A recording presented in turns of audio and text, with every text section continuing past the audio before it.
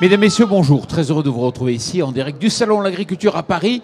Alors, quels outils pour réussir la concertation sur un projet agrivoltaïque? On le sait, le projet agrivoltaïque est à l'intersection de différents acteurs. Et ce qui est important, c'est d'être capable de créer la concertation. On va pouvoir en parler avec André Delpech. Bonjour André. Bonjour à tout le monde. Éleveur ovin dans le Lot, administrateur de la Fédération nationale ovine. Alors justement, quelle race? Bonjour. Je suis venu avec un agneau. Voilà, je suis éleveur de moutons dans le Lot où on élève donc la race qui s'appelle Cos du Lot, qui est originaire de ce département. Et donc on élève en famille notre troupeau de race Cos du Lot. D'accord, ok. Quel âge a-t-il? 15 jours? Le petit agneau a 15 jours là. 15 jours, voilà. Oui, voilà, c'est ça. Donc facile à reconnaître avec ses oreilles noires, le tour des yeux noirs. On dirait qu'il s'est maquillé pour la télé. Exactement. Et si jamais, là il est bien, il est calme, mais si jamais à un moment donné tu veux le remettre, t'hésites surtout pas. Géraldine, bonjour. Bonjour à tous. Géraldine Lecheneau, donc directrice développement France et Noé. Pas d'erreur? Pas d'erreur, c'est ça. Allez, on est parti. Donc, on va parler un peu de tout ce qui est concertation, mais d'abord il faut expliquer. Il y a la réglementation et il y a des chartes. Et vous, la FNO, vous avez été à l'origine de la charte, justement, sur les ovins. Effectivement, ça fait longtemps qu'on s'est dit qu'il y a vraiment une très bonne complémentarité entre le photovoltaïque et l'élevage du mouton qui viendra entretenir les centrales et s'alimenter avec l'herbe qui poussera mieux à l'ombre des panneaux qu'en plein soleil. Et donc on a réfléchi à plusieurs, on a défendu cette idée de l'agrivoltaïque et on a dit qu'il faut aussi écrire quelque chose qui puisse servir d'expérience à d'autres et on a écrit la charte de la Fédération nationale ovine. C'était quand? 2017. 2017. Donc, c'était la première, vous avez été oui. Parmi les premiers ou la première. Alors, ce qu'il faut comprendre, c'est qu'il y a la réglementation. Donc, ça, c'est la loi, c'est le décret, c'est tous les textes réglementaires. La charte, par contre, c'est pas obligatoire. Et effectivement, on apporte des précisions supplémentaires. Heureusement que nous avons ce cadre de la loi qui définit bien l'agrivoltaïque, qui nous convient globalement. Mais il y avait besoin de préciser certains éléments et des critères d'élevage pour conseiller au mieux, que ce soit les développeurs ou les éleveurs qui voudraient bien s'engager dans un projet. Donc ce n'est pas une concurrence à mettre plus de réglementation, c'est apporter surtout plus de précision et plus de clarté. Alors, c'est la notion de précision, ça c'est la charte nationale par rapport à un type de production, mais il peut y avoir des documents départementaux, des chartes départementales, mais ça s'appelle des documents cadres. Voilà, donc il y a les chambres d'agriculture qui ont travaillé elles aussi de leur côté. Bien sûr que l'on s'est concerté, ça va dans la même ordre d'idées, de préciser des choses pour une bonne application de l'agrivoltaïque. Il ne faut pas faire n'importe quoi. Effectivement, on doit mettre en priorité l'activité agricole et donc le photovoltaïque doit venir aider cette production agricole. Et nous, pour notre part, en tant qu'éleveurs, on sait que les prairies poussent mieux à l'ombre qu'en plein soleil. Voilà l'explication principale, la raison la principale. Il y a une très très bonne complémentarité technique pour alimenter nos troupeaux, mais améliorer aussi le bien-être animal. Les brebis, les agneaux sont mieux à l'ombre qu'en plein soleil. D'accord. Et ces documents cadrent, ces chartes départementales qui ont plutôt une vocation en lien avec le territoire, l'histoire des productions, les agriculteurs, à l'échelle du département. Elles devaient tomber au mois de janvier, elles sont arrivées, tout a été finalisé? Il y a toujours un peu de retard, mais ce qu'il y a de positif aussi, c'est que ça permet les discussions, puisqu'on est sur des projets de territoire. Il faut en parler avec les élus, avec la population locale, et on peut argumenter que certes, il y a une loi, mais il y a aussi des professionnels qui ont réfléchi à une bonne application de l'agrivoltaïque, tout en respectant l'environnement, les aspects paysagers et autres. D'accord. Donc ça, c'est le cadre, on va dire, qui soit réglementaire, qui soit du type charte. Et puis après, il y a aussi la concertation, c'est-à-dire la capacité à échanger, à discuter. Oui, ce qu'il faut comprendre, c'est que les énergies renouvelables, et notamment l'agrivoltaïsme, ce sont des énergies qui sont décentralisées. Donc elles viennent s'installer au sein des territoires ruraux. Et dans le cadre de l'agrivoltaïsme, on est carrément au sein des exploitations. Donc il faut concerter au niveau des populations locales, parce qu'il faut faire comprendre déjà l'intérêt des énergies renouvelables. C'est quelque chose que, même si on entend beaucoup parler, on n'a pas forcément... On se dit, est-ce qu'on en a vraiment besoin aujourd'hui en France? Et il faut faire comprendre aussi l'intérêt pour les agriculteurs d'un tel outil chez eux, et qu'est-ce qu'ils vont en retirer, quels seront les bénéfices pour eux. D'accord. Alors, pardon. Non, ouais. je voulais juste aussi préciser, c'est que ça, c'est la partie concertation, on va dire, locale, avec les communes et avec les riverains. Et puis, il y a un deuxième type de concertation qui va se faire plus à l'échelle de l'État.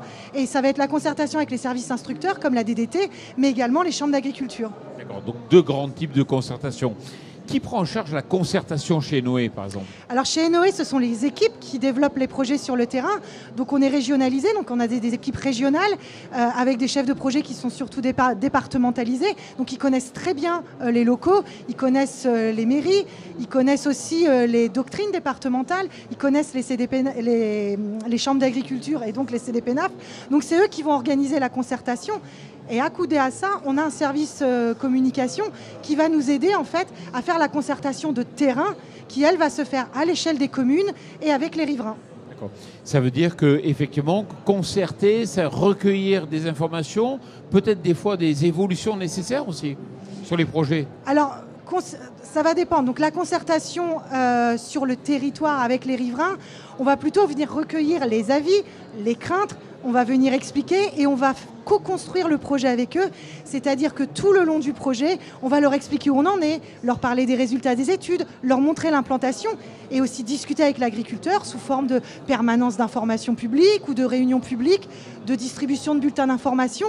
Le but, c'est que les riverains et les conseils municipaux aussi puissent échanger avec nous et avec l'agriculteur pour pouvoir voir comment le projet va se co-construire avant le dépôt de permis.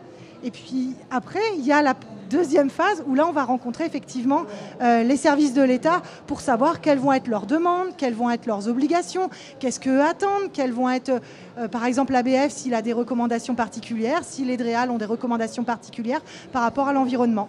Et le monde agricole s'implique dans la concertation, c'est-à-dire que l'agriculteur, c'est quand même lui qui est au centre du projet. Oui, et il faut rappeler que c'est aussi donc, un projet agricole qui peut permettre d'aider l'installation de jeunes. Malheureusement, en production ovine, on est de moins en moins d'éleveurs, de moins en moins de production. On ne produit qu'un agneau sur deux qui se consomme en France. Donc il y a une cohérence. On peut rappeler, pour commencer à discuter autour du sujet, que tous les jours, donc, on a besoin de s'alimenter. Nous, donc, on a besoin d'agriculteurs pour produire notre alimentation. Il y a tous les bienfaits positifs donc, de l'élevage sur l'environnement, mais on a aussi besoin d'électricité où on est dans beaucoup de territoires donc, déficitaires. Et donc on peut arriver à accumuler donc, ces deux productions dans l'intérêt justement de ces territoires.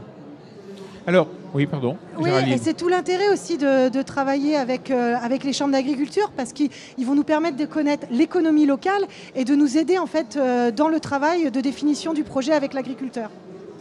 Alors, c'est quoi une concertation réussie ? Alors une concertation réussie, c'est une concertation où on va pas avoir d'opposition locale sur le projet, où la population, les mairies, les communautés de communes vont nous suivre et vont nous accompagner. Et c'est aussi un projet qui va pouvoir dégager des bénéfices économiques à la fois pour l'agriculteur, mais également pour tout ce qui est le tissu local. Et est-ce qu'il y a des écueils à éviter ? Alors les écueils à éviter, ça va être de faire des projets qui ne vont pas être qualitatifs. Et là, on parle d'un point de vue environnement et d'un point de vue paysager. C'est pour ça qu'il faut vraiment recueillir l'avis des services de l'État sur ces sujets. Et puis, ça va être justement l'écueil principal de ne pas faire cette concertation. Oui, bien sûr. Et alors, on a parlé tout à l'heure des chartes, du réglementaire, on a parlé de la concertation. La charte, justement, qui... conseille un certain nombre de choses, ne doit pas être un frein à la concertation. C'est ça, il faut que les chartes soient des outils de conseil, des guides, mais qui ne soient pas non plus des outils qui vont venir figer le paysage et qui ne nous permettront pas en fait, de pouvoir discuter autour du projet. Il ne faut pas être trop restrictif. il faut qu'on puisse, nous, expliquer l'apport au territoire, expliquer le projet de l'agriculteur, et certaines chartes ne vont pas être assez facilitatrices, et c'est pour ça que c'est là tout l'intérêt de pouvoir discuter avec les chambres d'agriculture. Et vous, Géraldine, qui avez une vision nationale de la concertation, est-ce que au nord, au sud, dans le Lot ou ailleurs, on n'a pas forcément la même image pratique de la concertation ? Alors ça ne va pas être vraiment nord-sud, ça va être plutôt quelle va être l'histoire en fait, du département, la politique du département. On va avoir des départements qui vont avoir eu une politique très poussée vers les énergies renouvelables et qui vont avoir mis beaucoup de choses en place et qui vont nous aider et nous accompagner. Et on va avoir des départements, peut-être parce qu'ils ont une histoire paysagère, une histoire avec leurs terres plus complexe et qui vont voir l'arrivée des énergies renouvelables peut-être d'un œil un peu plus, on va dire, inquiet, et qui vont justement mettre parfois des outils un peu trop durs par inquiétude et par manque de connaissances. André, tu confirmes, dans le Lot par exemple, c'est facile ou pas ? Non, je crois que pour résumer, il faut prendre beaucoup de temps. Donc on peut parler aussi d'animation. Il faut faire le tour de beaucoup de structures, de personnes, de réunions publiques. Il ne faut pas en avoir peur. Je pense que dès qu'on lance un projet, on peut le faire savoir dès le début en disant voilà, réfléchissons ensemble comment on peut le construire, plutôt que d'avancer un projet et tout d'un coup dire mais ça y est, on a un projet qui est presque abouti. Je pense que ce serait une erreur. Il faut d'entrée dire on réfléchit ensemble à un projet donc d'intérêt territorial. D'accord. Alors, si on arrive là au terme de l'émission, on a vu une PPL, un projet de loi arriver. Alors moi, je pensais que vous étiez mis d'accord, et ça a pris du temps, durant des années, à se mettre d'accord sur la loi. La loi a été adoptée, donc une fois que les choses sont fixées, il n'y a pas besoin d'y revenir, il faut accélérer, puisqu'on avait même d'ailleurs une loi de l'accélération des énergies. Sauf que là, il y a un projet de loi. Qu'est-ce qui se passe ? Alors effectivement, ça semble donc vraiment incohérent. Après, donc, la loi d'accélération sur les énergies renouvelables qui va effectivement dans le bon sens. On se dit enfin on a un cadre, l'orientation nationale est donnée, les législateurs ont voté, ils sont d'accord, et on ne comprend pas comment donc un an après, il y a un projet de loi qui viendrait arrêter cet élan, arrêter cette dynamique en disant non, maintenant c'est trop gros, c'est pas joli, c'est pas ci, c'est pas ça, on change les règles du jeu qui ont été établies il y a un an. Donc on espère qu'effectivement ce projet de loi n'aboutira pas. Il n'a pas l'air d'accord d'ailleurs non plus. André, merci beaucoup d'être venu ici donc, sur le plateau TV Agri pour parler de cette question. Merci aussi Géraldine. Merci beaucoup. Voilà. Merci. Merci au petit agneau et surtout merci à vous.